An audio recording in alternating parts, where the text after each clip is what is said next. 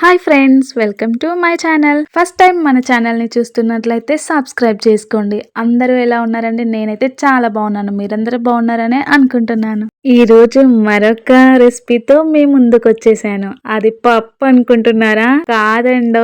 ఏంట్రో బాబోయ్, పప్పు చూపిస్తూ ఇంకేదో రెసిపీ అని అంటుంది, పప్పు కాదంటుంది, తినకేమైనా పిచ్చా అని అనుకున్నారా బాబోయ్? చూపిస్తున్నా. అసలు రెసిపీ ఏంటో చూసేసేయండి. ఏంటి మళ్ళీ బిర్యానీ ఏదన్నా చేస్తున్నావా ఏంటక్క అనుకుంటారా ఏంటి?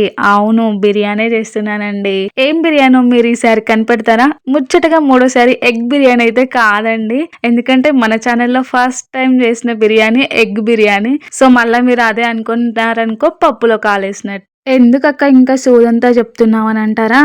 పాయింట్కి వచ్చేస్తున్నా. ఏం బిర్యానో చెప్పేసైనా మీరేమైనా గెస్ చేస్తారా?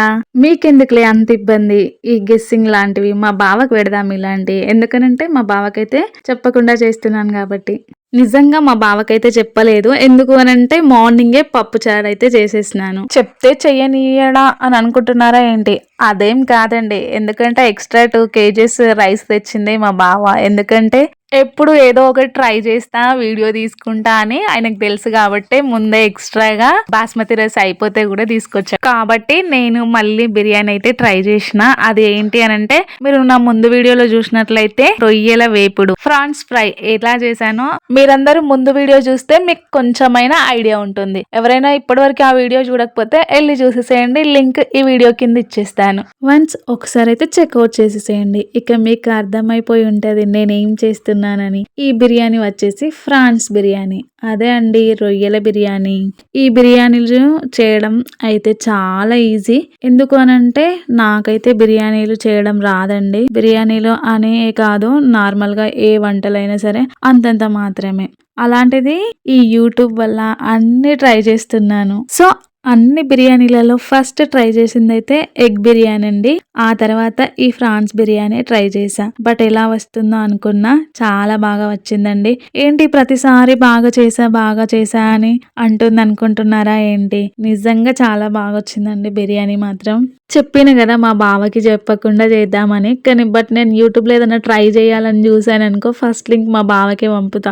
ఎందుకంటే లింక్ పంపినంటే పక్కా అది ట్రై చేస్తా అని ఆయనకు తెలుసు. కాబట్టి ఇందులో పెరుగు ముందే వేసి కలుపుకోవాలంట. అది నాకు లాస్ట్ లో తెచ్చిచ్చిండు మా బావ అయితే. ప్రాసెస్ అంతా చూస్తున్నారా, లేకపోతే నేను మళ్ళీ ఫస్ట్ కాంచి ఏమన్నా ఎక్స్ప్లెయిన్ చేయాలా? చేసేద్దాంలే, దాందేముంది. ఏంటి అని అంటే, ఫస్ట్ అయితే మంచిగా, నా దగ్గర బిర్యానీ గిన్నె అయితే లేదండి, ఉంది 3 kgs ఫ్యామిలీ మొత్తానికి సరిపోయే పెద్ద గిన్నె తీసుకుని మా బావ. సో అందులో ఈ చిన్న చిన్న వంటకాలు పాసిబుల్ కాదు కాబట్టి కుక్కర్ అయితే కొంచెం మందంగా ఉంటదని చెప్పేసి ఎప్పుడు చేసినా ఈ కుక్కర్ లోనే చేస్తున్నా నేనైతే. కాబట్టి కుక్కర్ ముందుగా పెట్టుకొని మంచిగా ఆనియన్, టమాటా, పచ్చిమిర్చి ఇవైతే వేసుకొని మంచిగా ఫ్రై చేసుకొని అల్లం వెల్లుల్లి పేస్ట్ ఇట్లా వేసుకున్నాను. అవన్నీ ఫ్రై అయిన తర్వాత మంచిగా తగినంత ఉప్పు, కారం, పసుపు అన్నీ వేసుకున్న తర్వాత మంచిగా మగ్గినాక రొయ్యలు కూడా వేసేసిన.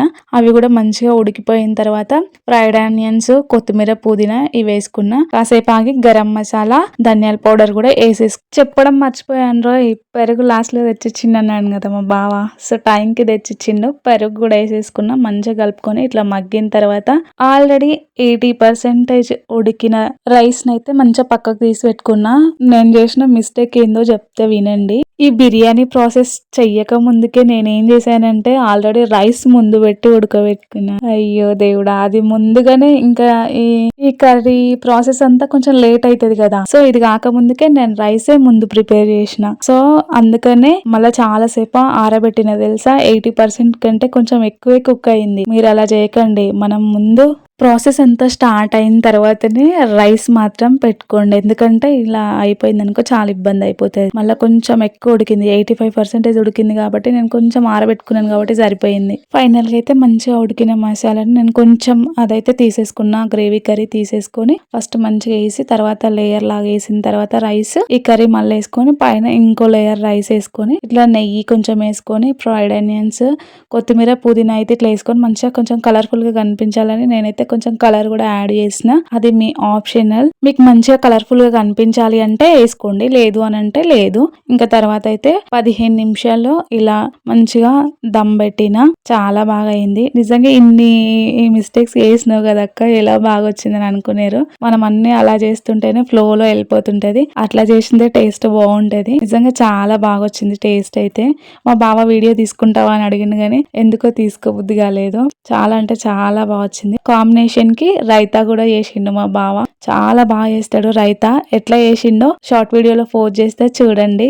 బట్ నిజంగా ఈ బిర్యానీ చేయాలన్న థాట్ ఎందుకు వచ్చింది అని అంటే, మా చెల్లి మేము ముందు రోజే రొయ్యలు తెచ్చుకొని ఫ్రై చేసుకున్నాం అనమాట. అయితే మా చెల్లి నెక్స్ట్ డే వస్తా అన్నది. సో తన కోసం బిర్యానీ చేసి పెడదామని చెప్పి కొన్ని పక్కకైతే పెట్టిన, బట్ తను రాలేదు. ఇంకా అయినా అవి ఏం చేయాలని చెప్పేసి ఇలా బిర్యానీ అయితే మేము ట్రై చేసినాం. చాలా బాగా వచ్చింది.